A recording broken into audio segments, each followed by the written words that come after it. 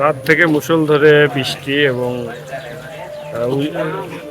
উজান থেকে পাহাড়ি ঢল আসার কারণে ঝিনাইগাতির যে উল্লেখযোগ্য যে বড় দুটো নদী, মহারশী নদী এবং সোমেশ্বরী নদী, দুইটা নদীরই পানি অনেকাংশে বৃদ্ধি পেয়েছে এবং বিপদ সীমা ছুঁই ছুঁই।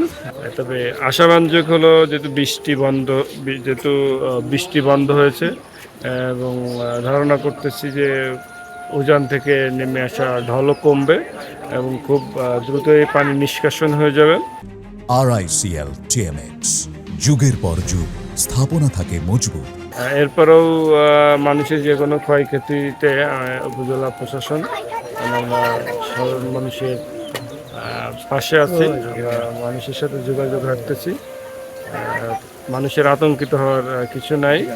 আমরা সবাই মিলে এই ধরনের ফ্লাড যেটা সেটা আশা করছি মোকাবেলা করতে পারবো। তবে